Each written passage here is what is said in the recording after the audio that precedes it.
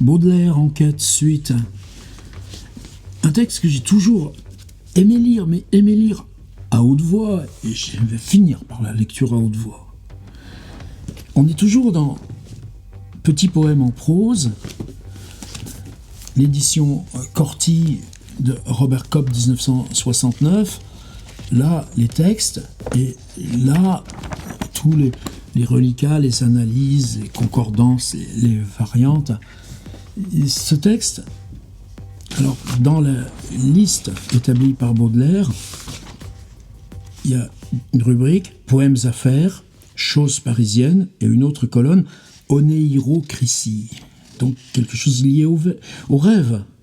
Paysage sans arbres, condamnation à mort, fête dans une ville déserte, le palais sur la mer, les escaliers, un désir. Et le premier qui est inscrit s'appelle « Symptômes de ruine ». Et « Symptômes de ruine », manuscrit autographe, bibliothèque littéraire Jacques Doucet. Donc on l'a encore, bibliothèque littéraire Jacques Doucet, c'est à Paris, près du Panthéon. Je rêve un jour d'y aller, mais j'ai peur aussi, parce que c'est un lieu un peu bizarre. Il y a eu des trafics de manuscrits, de trucs bizarres, le suicide d'une conservatrice. Des fois, on se demande pourquoi l'appropriation de ces manuscrits, si ça ne peut pas engendrer autour du mauvais sort, on ne sait pas. Première publication très fautive par Nadar, Charles Baudelaire intime. Donc, dans ce texte de Nadar sur Baudelaire bien connu, bon, il simplifie. Puis la question des manuscrits, elle ne peut pas être la même pour quelqu'un comme Nadar que pour nous. Crépet et Georges Blain en donnent une version plus correcte. Première transcription conforme au manuscrit dans Baudelaire, œuvre complète, Le Pléiade, 3e tirage 1964, par Claude Pichois. Et alors, ce qu'en dit Crépet là, dans les notes sur le reliquat, Symptômes de ruine. Le titre de ce projet figure dans les 3 listes. Liste 1 sous la rubrique Oneirocritie, liste 2 numéro 86, liste 3 1 6. Ce fragment est sans doute parmi les derniers textes qu'ait écrit le poète. Ça, c'est une information. Comment la vérifier? Je ne sais pas, mais quand tu as cette information complémentaire, tu peux lire le texte sans rien savoir.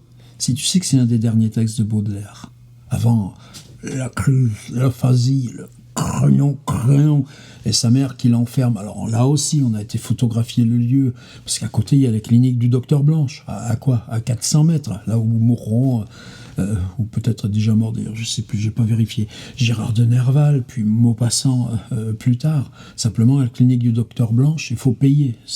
Alors que Baudelaire a encore quasiment la moitié de l'héritage très conséquent de son père, mais comme il était sous tutelle, avec un notaire Ancel, eh ben, sa mère le met dans un hospice gratuit. Et c'est là qu'il va passer ses 2 dernières années et mourir, rue du Dôme. Alors quand c'est écrit? Avant? Après? Dans les premières atteintes? Il marque à la fois une limite et une fin, rêve authentique et prémonition de la catastrophe psychique et somatique qui attend Baudelaire, selon Jean-Pierre Jouve. Alors, Jean-Pierre Jouve, toujours confiance dans ce qu'il dit sur Baudelaire.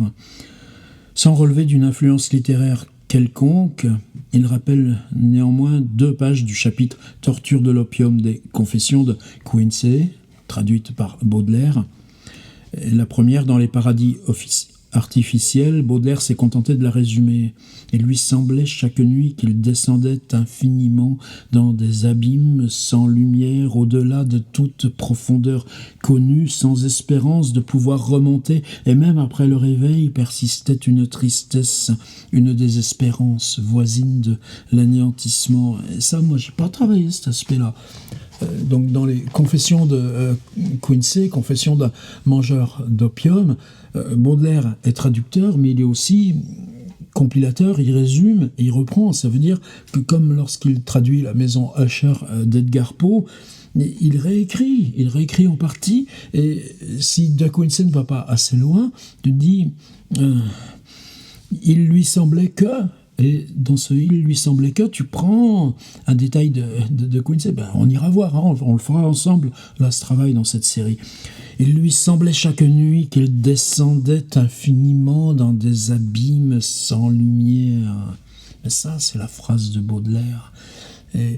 C'est-à-dire, tu prends De Quincey, tu en fais une image, et cette image, tu en fais la phrase de ta prose. Il lui semblait chaque nuit qu'il descendait indéfiniment dans des abîmes sans lumière, au-delà de toute profondeur connue, sans espérance de pouvoir remonter. Et même après le réveil, persistait une tristesse, une désespérance voisine de l'anéantissement.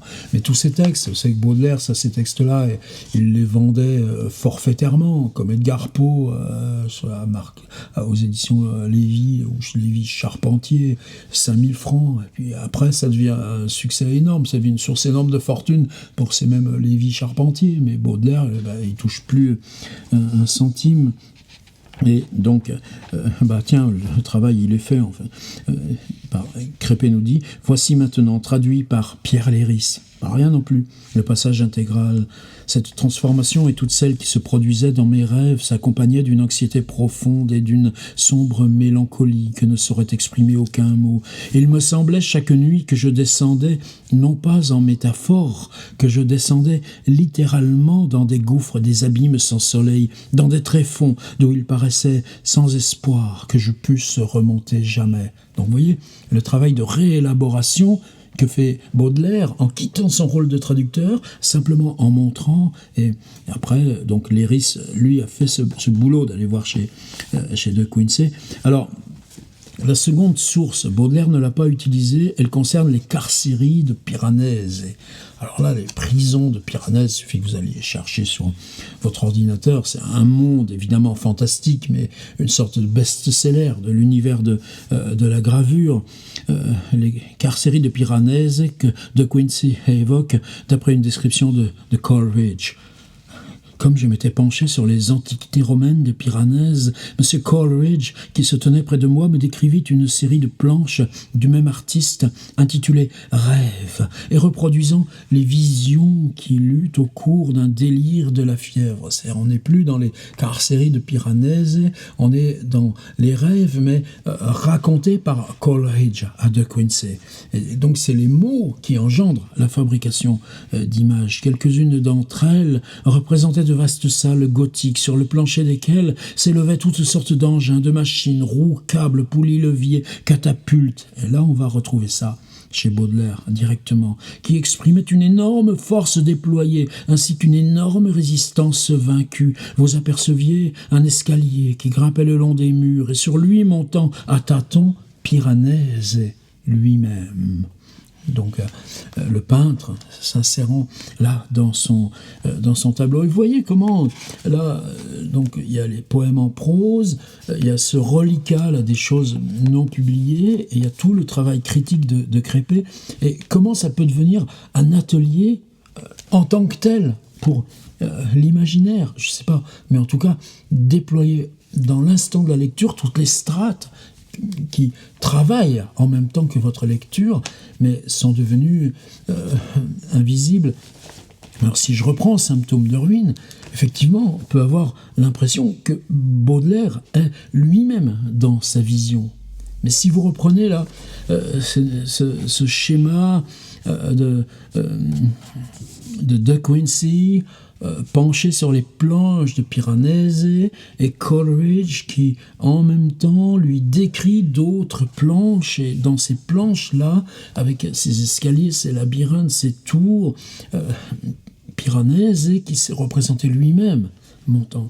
À ce moment-là, ajoutez l'autre ingrédient, c'est-à-dire que par rapport à la source de Quincey, Confession d'un mangeur d'opium, telle que retraduite par Léris, à cet endroit-là, extrêmement précis, Baudelaire s'est détaché du texte à traduire pour le synthétiser par une phrase qui exprime tout simplement encore mieux ce que lui lit à travers De Quincey. Et maintenant, Symptômes de ruine. Symptômes de ruine, Bâtiments immenses, plusieurs, l'un sur l'autre, des appartements, des chambres, des temples, des galeries, des escaliers, des koikum, des belvédères, ERS, des lanternes, des fontaines, des statues, fissures, lézardes, humidité provenant d'un réservoir situé près du ciel. Comment avertir les gens, les nations? Avertissons à l'oreille les plus intelligents. Tout en haut, une colonne craque et ses deux extrémités se déplacent. Rien n'a encore croulé. Je ne peux plus retrouver l'issue. Je descends, puis je remonte. Une tour labyrinthe. Je n'ai jamais pu sortir.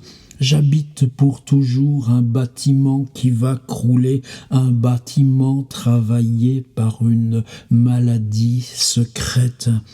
Je calcule en moi-même pour m'amuser si une si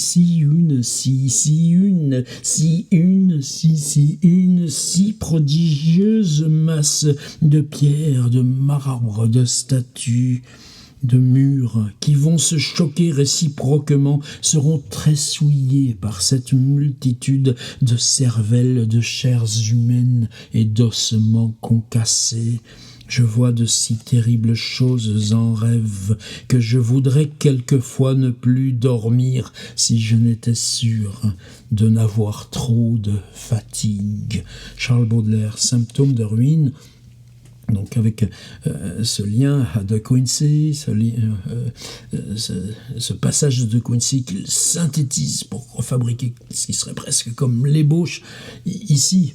Oneiro Cresci. Alors à la fin, il dit « Je vois de si terribles choses en rêve. » Mais les récits de rêve, c'est pas intéressant. Il y en a plein dans la correspondance de Baudelaire. Quand il rêve, il envoie ses récits à sa mère, ou à Poulet Malassis, ou à d'autres de ses correspondants, Nadar. Il y a Michel Butor qui a écrit un rêve de Baudelaire, où il analyse ce processus. C'est-à-dire, pour écrire le rêve, il faut que tu l'envoies à quelqu'un d'autre. Donc c'est pas... là, c'est de l'écriture et pas du récit de rêve. Et si c'était un récit de rêve, ce ne serait pas si directement issu de ce passage de De Quincey sur Piranesi ou du passage de Quincey qu'il synthétise plutôt que de traduire. Et là, alors évidemment encore, phrase nominale, symptômes de ruine, point, bâtiment immense, point, plusieurs, point l'un sur plusieurs, virgule l'un sur l'autre, symptômes de ruine, bâtiments immenses, plusieurs l'un sur l'autre, symptômes de ruine, bâtiments immenses, plusieurs l'un sur l'autre. Et puis ensuite, l'accumulation des appartements, des chambres, des temples, des galeries, des escaliers, des koikum, des belvédères, des lanternes, des fontaines, des statues. Le statut de l'accumulation, c'est, hop là, tu mets une machine, elle ronge, et tu l'accélères.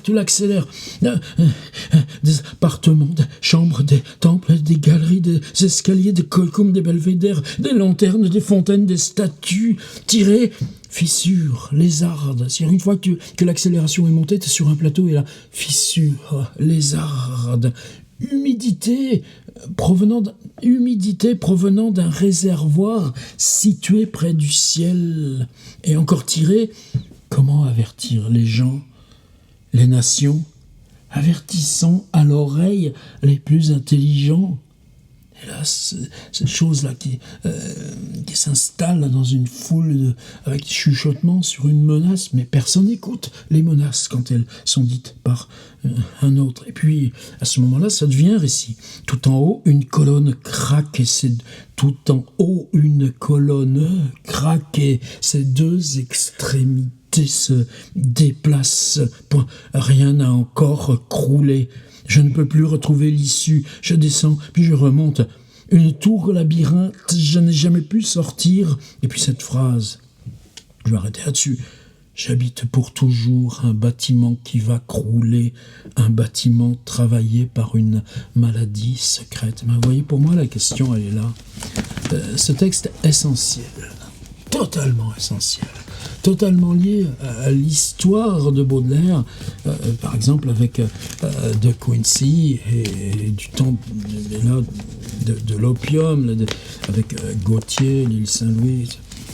Baudelaire le garde comme projet, il ne s'autorise pas à le joindre à ses poèmes en prose, où pourtant il serait une transcendance. Bon, un coup de marteau sur une enclume. Qu'est-ce qui fait qu'un texte comme ça, dans les Illuminations de Rimbaud, vous en avez?